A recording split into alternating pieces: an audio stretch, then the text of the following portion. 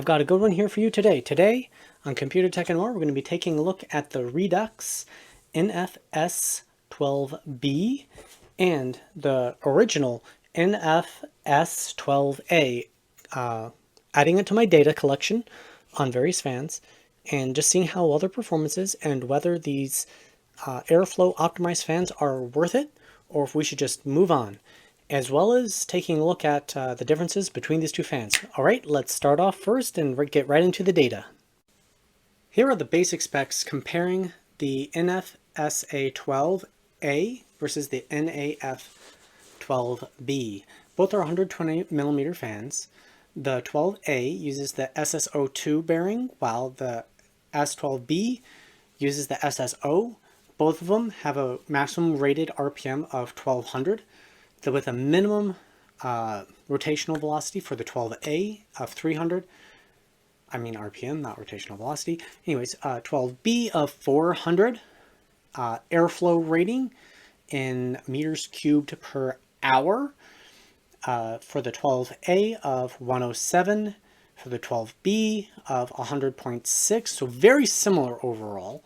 Acoustic performance, the 12A of 17.8, the 12B of 18.1, again very similar, and static pressure of 1.19 millimeters of H2O for the 12A and 1.31 millimeters of H2O for the 12B. So overall pretty similar, but the 12B should have a little bit higher static pressure and a little bit lower airflow. Let's see how they compare in the actual graphs. Before we get started into the graphs, I want to show my data. If you want to use this for yourself to make your own graphs or for comparison analysis, you may go ahead. If you're going to use this in your own videos or something like that, I would ask that you reference me and my channel, as I'm the one that generated this data. First up is the 12A. I've had it up for a couple seconds now. And below that is the 12B. And leave it up for a couple more seconds. All right, let's get into the graphs. First up in the graphs are individual graphs at various selected RPMs of my choice, sort of like 20, 40, 60, so that sort of thing, versus distance. So the vertical axis is airspeed, the horizontal is distance from the fan. And you can see basically the curved lines, how as your RPM drops, the airspeed drops, and as you get further away from the fan, it slows down. What you'd like to see is basically is a linear line that's perfectly horizontal. That would mean no airspeed or wind speed lost over the distance. But you want to see it, and short of that is you want to see it slow down as slowly as possible. So overall, the SA12A looks okay. And then we'll go to the B. Here's the B variant. Make sure my focus is in line.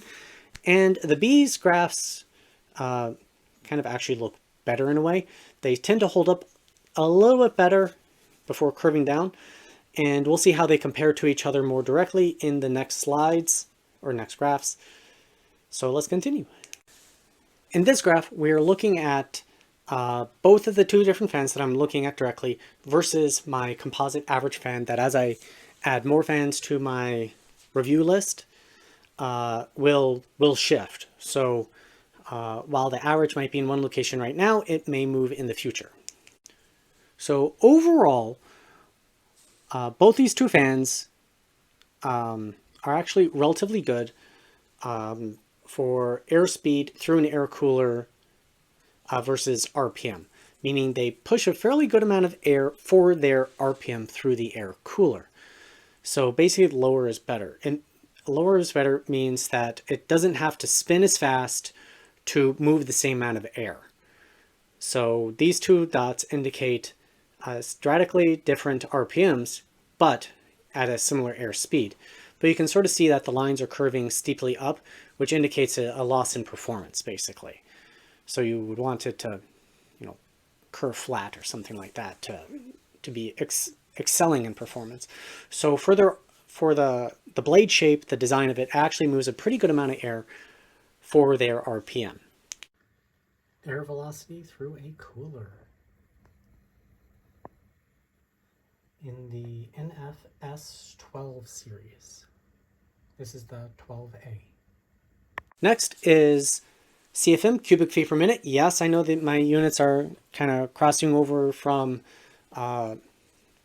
meters per second to cubic feet per minute. I applied a conversion. Yes, I'm good at math. So in this one, we're looking at RPM versus cubic feet per minute. The vertical axis is RPM. The horizontal is CFM. The blue line or blue dots indicates the 12A. The green dots indicates the 12B.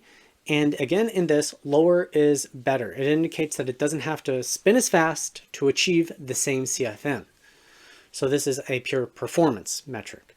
And we do see that in CFM, it is a good, both fans are good performers and they are near on identical. Now there is some slight variation in it, but overall I would call them equivalent or within error of each other.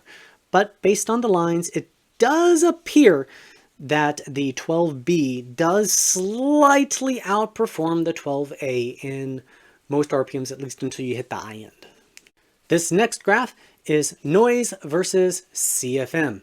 So again, in this one, lower is better. So you want to be under my composite average line, which is the red one.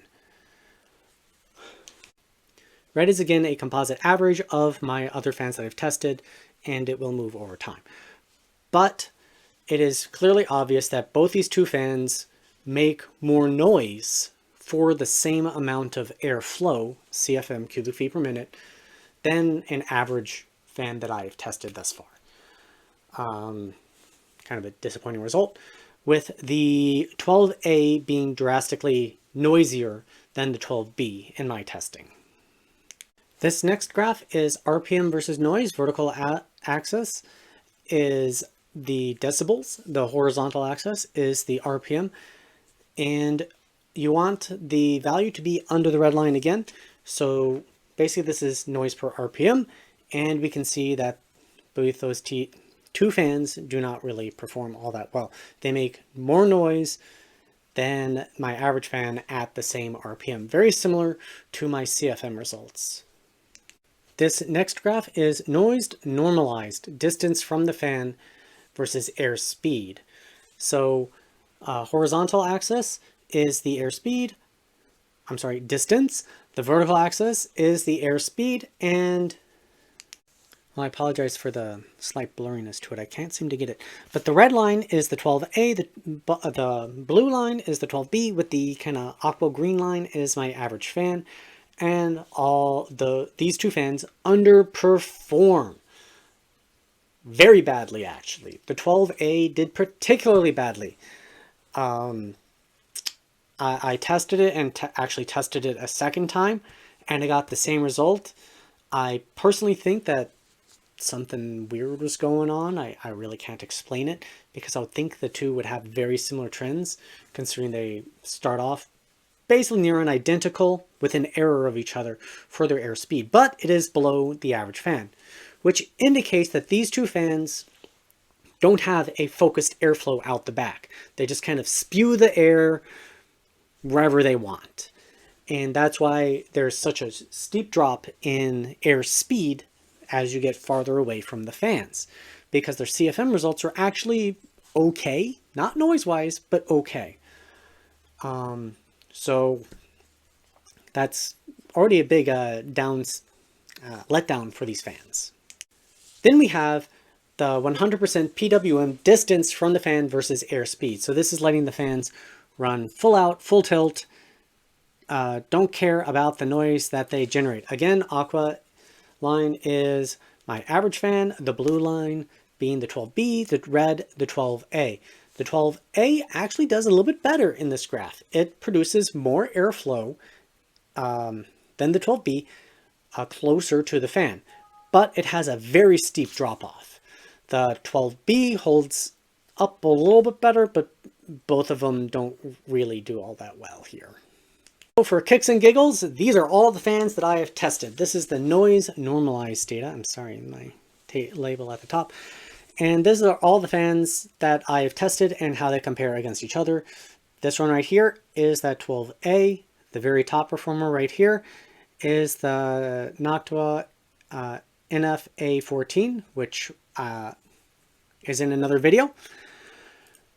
And all these other ones are in other videos. I'll have every single one of them linked below. And this last graph here is at 100% PWM for all the different fans. And you can clearly see which was the top performer or the bottom performer. The bottom performer right here is the S12A with, what's this orange one? The S12B right behind it.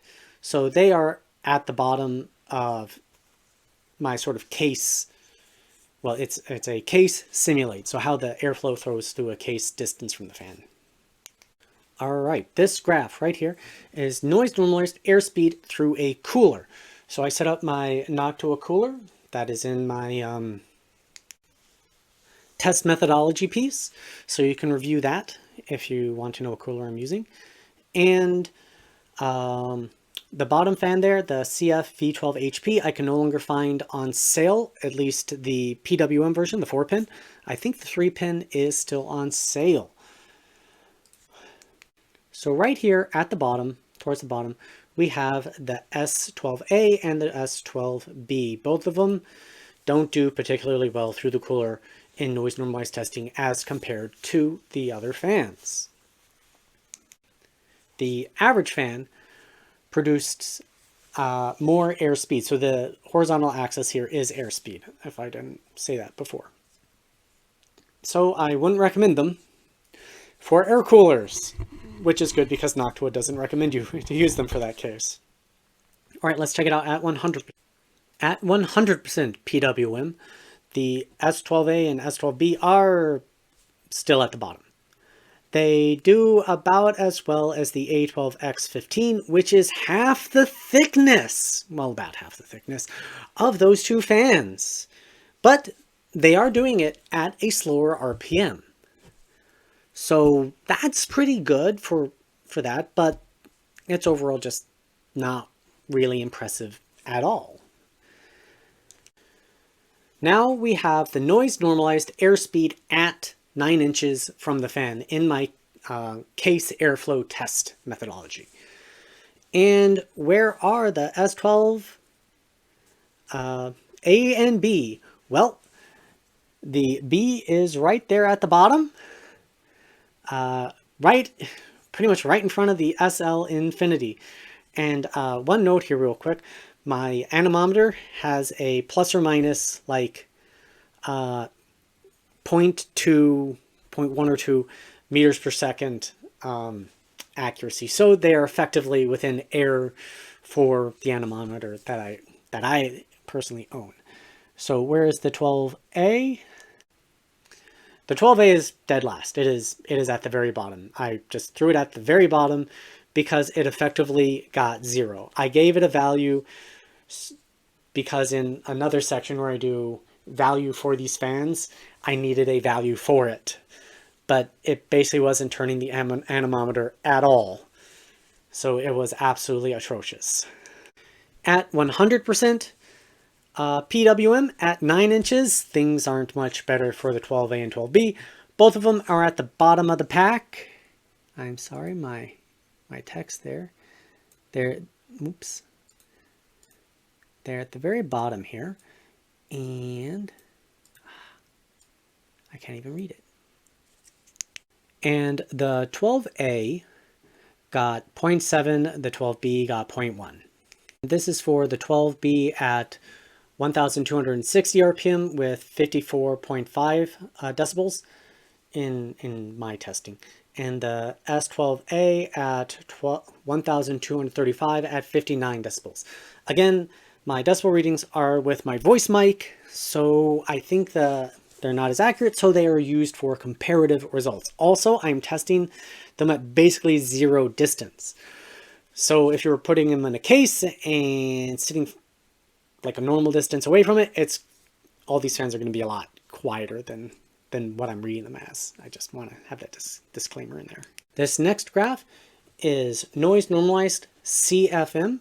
So that is taking a noise level of 40 decibels by my readings and determining what the CFM cubic feet per minute of the fan is at that noise level.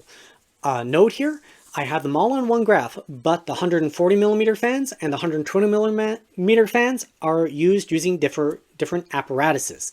So the values are not directly comparable for these two graphs. While for the other ones, they are all on the same cooler or in the same box, so they can be compared. So when you're looking at the 140s, basically ignore the 120s. When you're looking at the 120s, ignore the 140s. You can't compare them directly, but all the 140s are comparable, all the 120s are comparable. So, well, that being said, quickly, the S12B does outperform the S12A, with the S12B achieving 33.4 cubic feet per minute, while the S12A achieving 25.8. And this was at the 12B at 664 RPM, and the S12A at 460 RPM, all of which is pretty low. So again, noise normalized testing, they are underperforming the averages. Now, at 100% PWM for that CFM value, where do they compare? Well, the S12B and S12A are right at the bottom, right here, with my mouse cursor. The purple and the green. They are basically last and second from last. The 12B spinning at 1,260 at 54.5 decibels, achieving a CFM of 56.7, and the 12A spinning at 1,235 RPM at 59 decibels and 55 CFM. They are by far the worst fans at 100% RPM. For fun here, this is fan noise versus RPM for all the fans I have tested. And, well, there are a lot of fans here. And the Silent Wings 4 Pro 120 is right here, performing one of the best for its RPM. And up here at the top is the X2 GP18. And then right here in that green line is the S12A. So, not very good for these two fans. Noctua NF-S12A.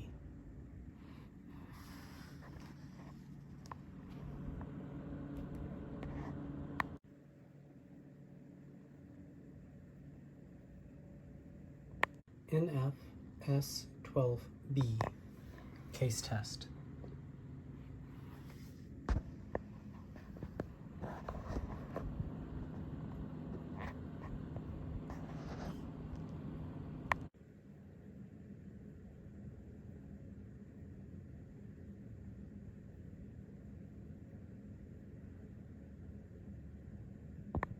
All right, so we got the testing out of the way, so let's do a quick examination of the boxes and take a look at some of the features of these fans.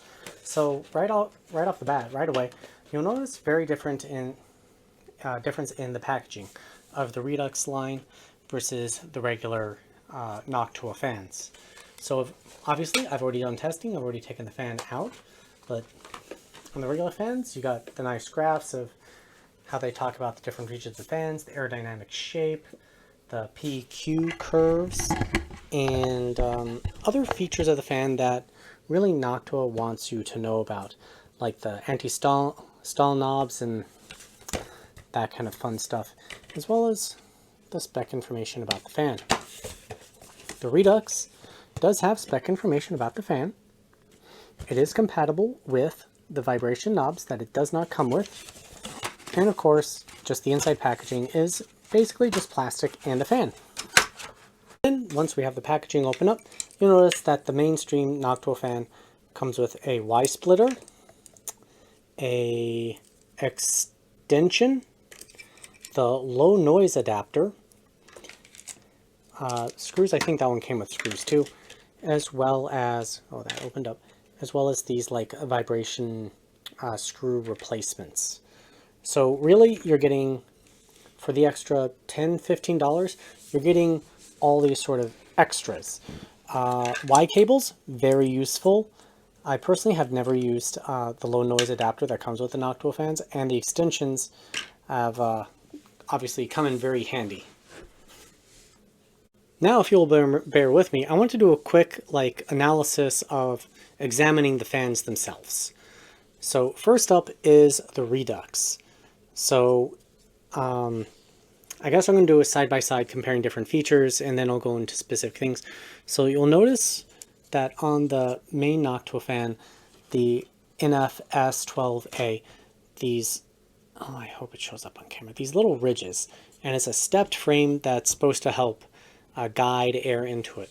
While on the Redux line, it's basically just smooth and doesn't go in quite as sharply as it does on the main line. On the inside of the fan, it's just smooth. On the main line, it's got this golf ball. They're not circular, but they're little pegs along there, and that's to trip the air to turbulent, which actually helps with airflow going through the fan. Then we have the features on the back of the frame are very similar. If anything, the posts back here look a little bit more narrow, but I'm going to basically call it the same.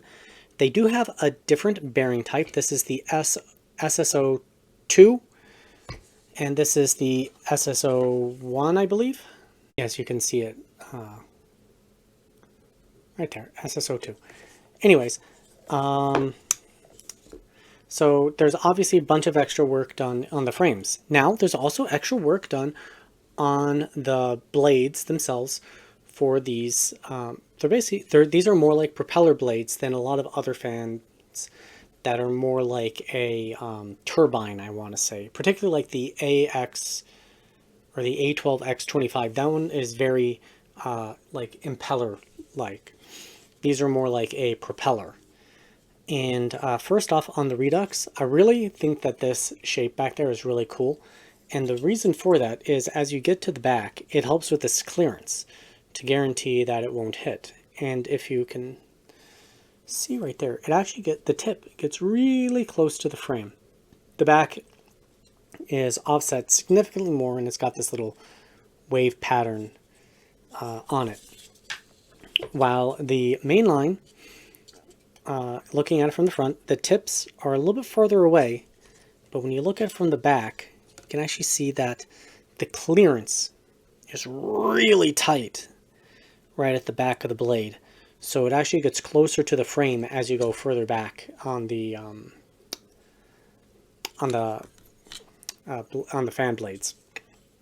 The next feature that's missing from the Redux line are these little nubs. And if you've ever looked at an airplane wing, particularly like a 737 or on a bunch of Airbuses, probably like the A380 or something like that, you'll notice little ridges that run along the wing. And those help guide the air flowing over the wing. And that's what these basically purpose is to do. It helps guide the air through the fan.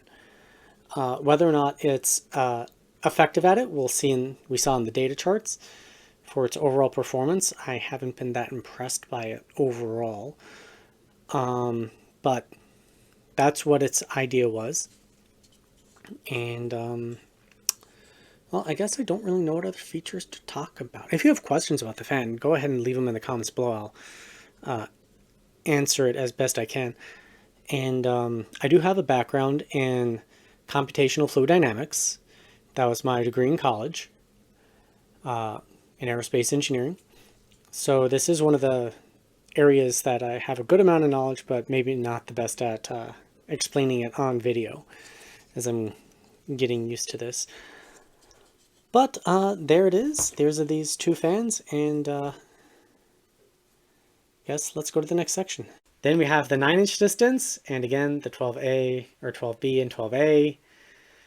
And again, the only reason that the 12A even has a value is because I wrote one in at like 0.05 meters per second, because there is air flowing through it, but it's just so low that my anemometer can't even pick it up, and you can't divide by 0. All right, let's keep things moving relatively quickly. So next is the value proposition. At the 6-inch distance of performance to versus in the average fan per dollar. So basically it's like a numerical average.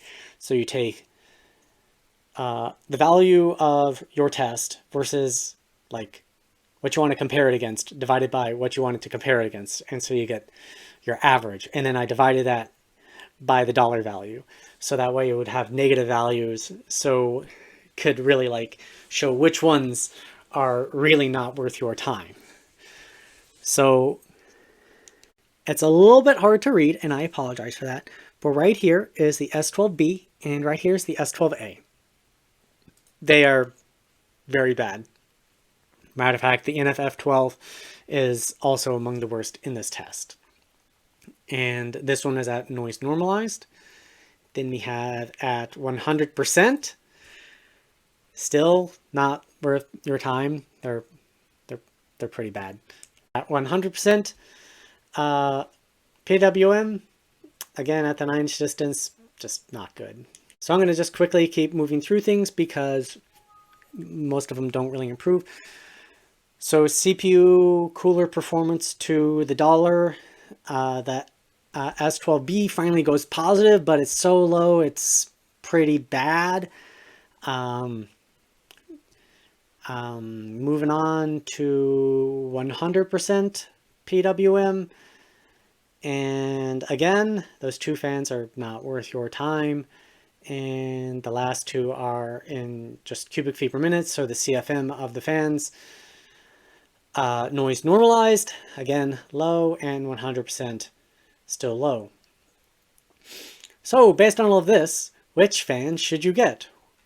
Well, this is your value proposition. So it depends on what sort of fan you want and what sort of noise level you want, and whether you're going to be running them at 100% or not. So you can make your own determination. The value proposition takes into account the dollar value, while my regular charts are just only raw performance values. So you can make your own determination using this. I'll probably have another roundup talking about value propositions later on. Anyways, let's get into the conclusion. So with that, their RPM versus airspeed and CFM is good. But overall, I'm not impressed. The value proposition for these fans, based on that value chart, which was their airspeed divided by, well, like a partial fraction of their airspeed versus my average fan airspeed divided by the average fan airspeed divided by how much they cost. So that's sort of basic fraction. So value. So it really wasn't that good.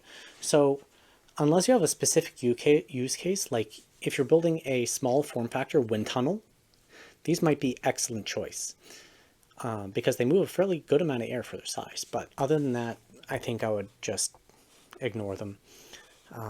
Anyways, thank you very much for watching Computer Tech and More. Like the video. If you have more fans you would like me to test out, please leave in the comments down below. Otherwise, have a great day, and I'll see you next time. Conclusion time. Where does that leave us with the NF-S12A and B fans? Well, in my opinion, they underperform in most categories. They're not good on coolers. They're not even really that good as airflow case fans. Their CFM is pretty low for their noise level, meaning that they're noisier than they are able to push air. Mind, they are able to push a pretty good amount of air for their RPM.